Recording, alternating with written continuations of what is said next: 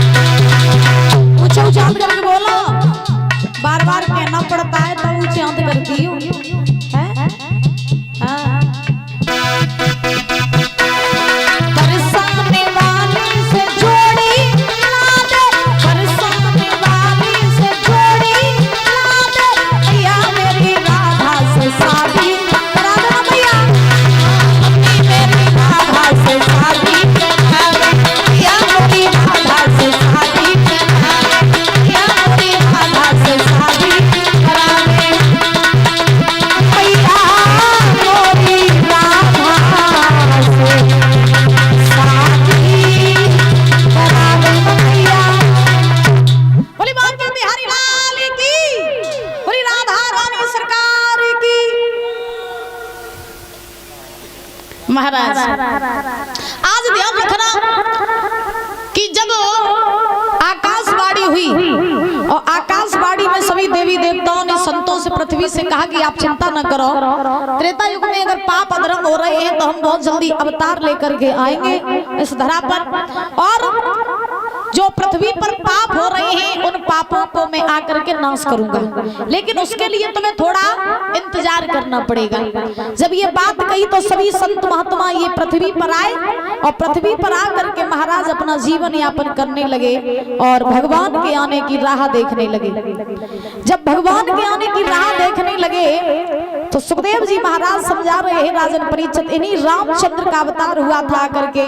अवध नगरी के राजा थे जिनका नाम था दशरथ जी महाराज, जो आज के पुत्र थे दशरथ। इन्हीं दशरथ जी के यहाँ महाराज उन्हीं रामचंद्र का अवतार हुआ। अब कैसे हुआ, ये दशरथ जी कौन थे, कैसे राजा थे, ये कथा बड़े ध्यान से सुनो। एक समय की बात, कि महाराज एक अवध नाम की नगरी है। अवध नगरी में एक राजा रहते हैं जिनका नाम है दशरथ जी महाराज। ये दशरथ जी महाराज बड़े अच्छे राजा हैं। महाराज प्रजा को पुत्र के समान प्रेम करते हैं, प्रजा भी इन्हें पिता के समान प्रेम करती है। अच्छा, हम जिसको जैसा सम्मान देंगे वैसा ही सम्मान हम बाद में प्राप्त कर लेंगे। अगर आप किसी से बदतमीजी से बात करोगे तो दूसरा भी आपसे बदतमीजी से बात करेगा, और आप अगर अपने दुश्मन से भी महाराज मधुरता से बात करेंगे तो आपका दुश्मन भी आपसे अच्छी तरह बात करेगा। यानी कहने का भाव कि जिसको जैसा सम्मान दोगे वैसा सम्मान आप पालोगे। ऐसा ही हाल महाराज राजा दशरथ जी का है। राजा दशरथ जो है ये प्रेम महाराज प्रजा को बड़ा ही प्रेम करते हैं, अथाह प्रेम करते हैं। इतना प्रेम कि महाराज राजा सबसे पहले प्रजा का भला चाहते हैं, उसके बाद अपना भला चाहते हैं। अच्छा, राजा वही अच्छा होता है कौन? जो सबसे पहले प्रजा को देखे उसके बाद खुद को देखे, जो प्रजा के लिए जिए, जो प्रजा का पालन पोषण अच्छी तरह करे, वही महाराज राजा अच्छा होता है। न कलयुग में तो राजा पहले अपनो पेट भरते फिर प्रजा को पेट भरते महाराज। हाँ, कलयुग में तो ऐसे राजा ऐसी राजनीति है। तो आज दशरथ जी बड़े अच्छे राजा हैं। इनके घर में 3 रानियां हैं जिनका नाम है महाराज कौशल्या, सुमित्रा, केकई। 3 रानियां राजा दशरथ जी की। और एक तो प्रमाण ये मिलता है महाराज कि राजा दशरथ जी के 3 नहीं बल्कि 760 रानियां थी। एक रामायण में, जगदीश रामायण में ये महाराज मिलता है प्रसंग कि राजा दशरथ जी के 3 नहीं बल्कि 760 रानियां थी। अब लेकिन मेन जो है वो 3 ही बताई गई हैं, कौशल्या, सुमित्रा, केकई। ये राजा दशरथ की 3 रानियां।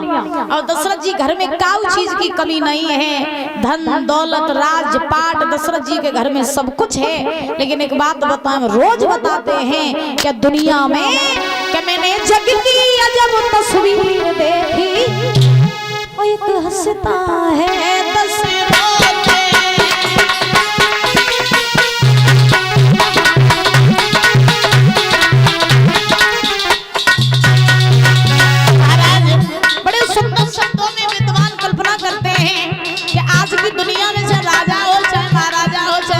चाहे गरीब हो, दुनिया में इंसान किसी न किसी चीज से हमेशा दुखी रहता है।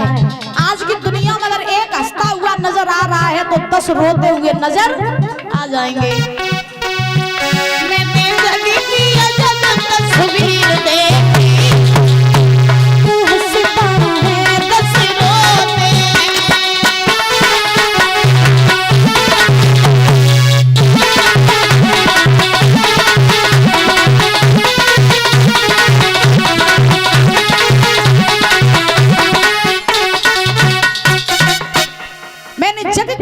तस्वीर देखी, एक हंसता है 10 रोते हैं।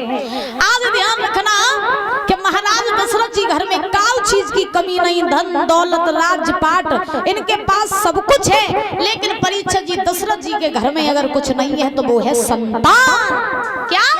संतान। और संतान को दुख तो महाराज सबसे बड़ो होते हैं। दुनिया में एक बार महाराज जीवन में धन दौलत ना होवे इंसान जिंदगी काट लिए, लेकिन संतान ना होवे तो जिंदगी काटना मुश्किल हो जाती है। और कलयुग में तो संतान होए तो आफत और ना होए तो आफत। अच्छा, संतान महाराज अगर अच्छी निकल गई तो परीक्षित जी माँ बाप के लिए जीवन स्वर्ग बन जाता है, और संतान अगर बिगड़ गई तो माँ बाप के लिए जीवन नरक हो जाता है।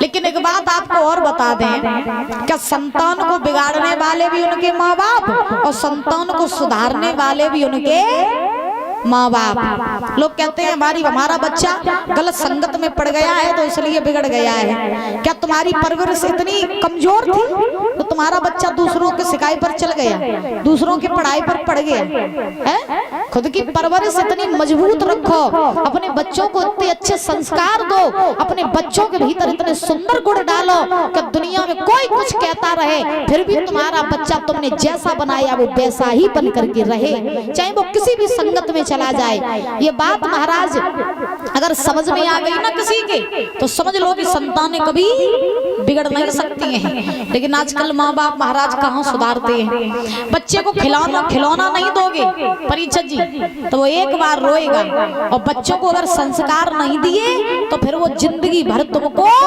रुलाएगा। ये बात मेरी गांठ बांध लेना। व्यास नंदन श्री सुखदेव जी महाराज समझा रहे हैं राजन परीक्षित। आज राजा दशरथ जी घर में काल चीज की कमी नहीं, लेकिन कमी है तो एक बात की कि इनके घर में कोई संतान नहीं है। और जब दशरथ जी के घर में कोई संतान नहीं है तो एक दिन दशरथ जी अपने महलों में बैठे हैं, और जब महलों में बैठे हैं तो दशरथ जी के मन में एक बार महाराज गिलानी हो गई। गिलानी क्या हुई? बैठे हैं और मन ही मन में सोच रहे हैं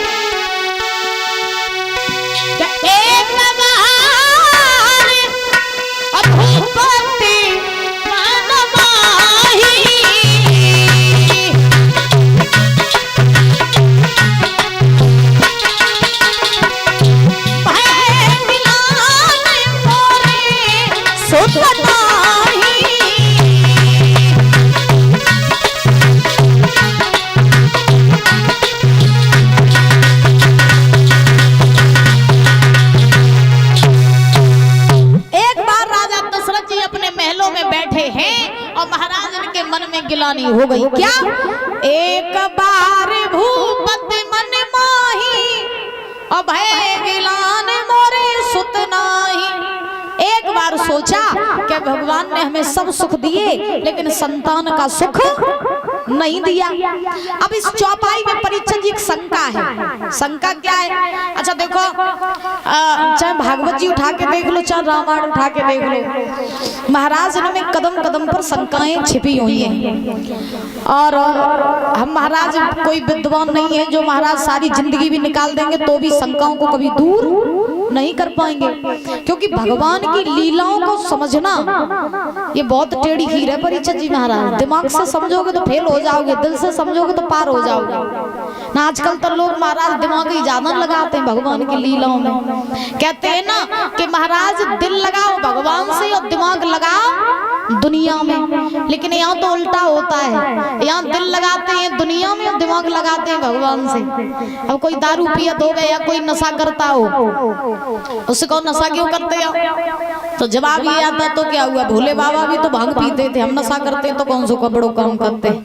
अब भोले बाबा ने तो जहरो पी लो तो निक टेस्ट करके देखो फिर मजा आ गया कि भोले बाबा ने क्या करो तुम क्या कर रहे हो। अच्छा लोगों से पूछो चोरी क्यों करते हो, तो जवाब ये आता तो क्या हुआ, भगवान कन्हैया ने गोपियों के चीर चुराए थे, माखन चुराओ तो हमने चोरी कर ली तो कौन सा बड़ो काम कर लो। अब भगवान कन्हैया ने तो पूतना राक्षसी को मारो तो जब 4 दिन के हते तब तुम 4 दिन की अवस्था में लड़का आराम से आंखें नहीं खोल पाता बच्चा है। और भगवान कन्हैया ने 4 दिन की अवस्था में महाराज पूतना राक्षसी को मारना हुआ तो 7 वर्ष की अवस्था में भगवान ने गोवर्धन पर्वत को उठा लिया था। तो तुम भगवान से अपनी तुलना कर रहे हो। याद रखो जो भगवान हमारे लिए करते हैं वो हम जीवन में कभी महाराज कर ही नहीं सकते हैं। लेकिन बात वही है कि इंसान इतना ज्यादा चतुर बना बैठा है कि महाराज इंसान के सामने आजकल भगवानों फेल हैं। हाँ भगवानों फेल हैं। बारे इंसान अच्छा काम कुछ हो जाए तो महाराज 10-15 गाँव में ढिंडोरा पीटे ये कि अच्छो काम हो भैया हमने करो, हमें बहुत मेहनत लगी है सो काम करवे में, अच्छो काम भाव हमने करो, बुरो काम हो जाए दुश्मन भगवान ने करो। हाँ भगवान बहुत बदमाश है, हमारे ऊपर दुख ही दुखता है, भगवान ऐसा भगवान वैसा, बेचारे प्रभु को और महाराज उल्टी सीधी कहते हैं लोग। तो इंसान बड़ा चतुर बना बैठा है आजकल। तो राजा दशरथ जी के मन में एक बार गिलानी हुई। अच्छा चौपाई का भाव क्या है कि एक बार भूपत मन माही और भय गिलान मोरे सुत नाही। एक बार। अच्छा दशरथ जी के संतान नहीं थी तो बहुत दिनों से नहीं थी, और चौपाई कह रही कि एक ही बार गिलानी का है। भाई रोज रोज सोच सकते थे कि संतान नहीं है, दिन रात सकते थे कि संतान नहीं, एक ही दिन काय को सोची, एक ही बार काय को सोची कि मेरे संतान नहीं। तो इस चौपाई में दो महाराज, वैसे शंकाएं तो बहुत हैं, हमने जहां तक सुना है, जहां तक पढ़ा है, तो इसमें दो भाव महाराज हमने ढूंढे। पहला तो ये, एक बार दशरथ जी महाराज जंगल में शिकार खेलने गए। परीक्षित जी जब जंगल में शिकार खेलने गए, इन्हें राजा दशरथ जी को जंगल में हिरन मिला। हिरन जब मिला तो दशरथ जी धनुष बाण लेकर के हिरन को मारने के लिए दौड़े। हिरन ने दशरथ जी से कहा, बोले राजन आप हमें मार नहीं सकते हो। दशरथ जी ने कहा क्यों? तो महाराज हिरन ने कहा कि जा राजा के सुत नहीं होई और बासे मेरो मरण न होई। तुम्हारे तो कोई संतान ही नहीं है और हमें ये वरदान लगा है कि हमें वही राजा मार सकता है जो संतानवान हो, और तुम हो निसंतान, तो तुम हमें नहीं मार सकते, इसलिए तुम लौट जाओ। दशरथ जी सोचने लगे, बाजी वाह, हमारा भी जीवन बहुत बेकार है। जब पशु पक्षी हमसे कह रहे हैं कि हमारे संतान नहीं है, तो फिर इंसान तो कातव का हुई, तो वो तो हमारी बहुत बुराइयां करते होंगे। तो दशरथ जी जब महाराज अपने महलों में लौट करके आए, तो यही बात सोचते हुए आ रहे हैं कि भगवान ने हमारे संतान नहीं दी, अब तो पशु पक्षी भी कह रहे हैं कि हमारे घर में कोई संतान नहीं है। तो व्यास नंदन श्री सुखदेव जी महाराज समझा रहे हैं, राजन परीक्षित, आज दशरथ जी जब वहां से लौट करके आए, तो पहला तो ये कि महाराज हिरन ने कहा दशरथ जी से कि तुम्हारे संतान नहीं है तो तुम हमें मार नहीं सकते हो। उसके बाद एक और प्रमाण इसमें मिलता है। दूसरा प्रमाण क्या मिलता है? एक दिन राजा दशरथ जी सवेरा हुआ, अपने महलों से निकले, और महलों से निकल करके दशरथ जी अपनी सभा के लिए जा रहे थे। सवेरा था महाराज, तो सुबह का जब टाइम था, तो जैसे ही दशरथ जी निकले, महत रानी झाड़ू लगा रही थी महाराज बाहर। महत रानी ने दशरथ जी को आता हुआ देखा, उसने झाड़ू को वहीं पटक दिया और दशरथ जी की तरफ महाराज पीठ फेर के खड़ी हो गई, मुंह फेर के खड़ी हो गई। दशरथ जी ने देखा कि इस महत रानी ने हमें देख करके मुंह फेर लिया। दशरथ जी ने उस महत रानी से पूछा कि हे देवी, आपने हमें देख करके मुंह क्यों फेरा? महत रानी बोली, महाराज छोटा मुंह बड़ी बात, कारण ये है कि आपके नहीं है कोई संतान, और जब मैं आपका चेहरा देख लेती हूँ सुबह सुबह, तो हमें भोजन तक पूरे दिन नसीब नहीं होता है, इसलिए क्षमा करें, हम आपका चेहरा देखना नहीं चाहते हैं। तो दशरथ जी सोचने लगे, बाजी वाह, मेरा चेहरा इतना बुरा है कि लोगों मेरा चेहरा देख लेते तो उन्हें भोजन नसीब नहीं होता है। अब दशरथ जी महाराज बड़ी चिंता में हो गए। ये 100 रुपये रत्नेश यादव मैनपुरी से की तरफ से आए हैं, फरमाइश है, तू चाहे जितने कर ले सितम, ये मर्जी सब तुम्हारी है।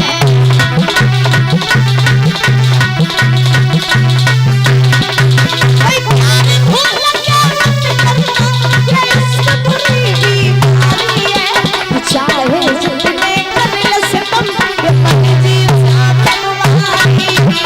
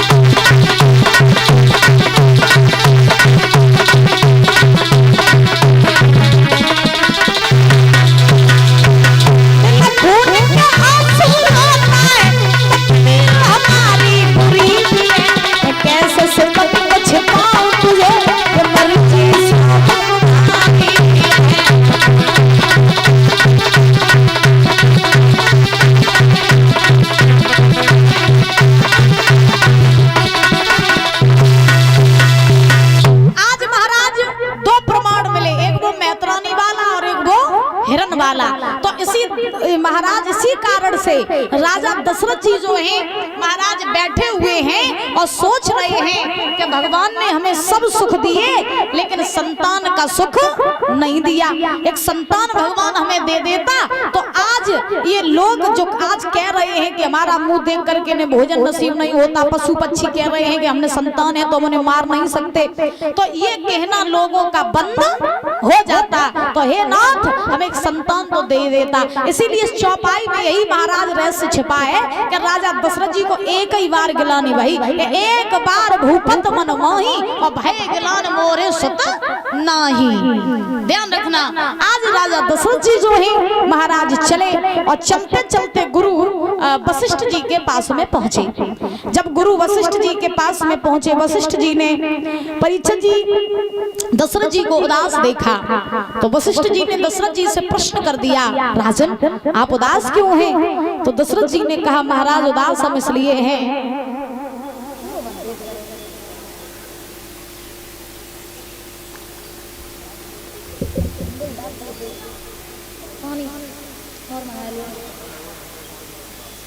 गोविंद भगवान की। और ये पुष्पेंद्र यादव कमेटी सदस्य इनकी तरफ से आए हैं। हमने तो कल कही थी 50 रुपया फरमाइश नहीं हम बोलत करें है। कमेटी वाले तुम तो नाक कटवाए रहे हो। अब बोली बात के बिहारी लाल की भैया जी एक फरमाइश आई है,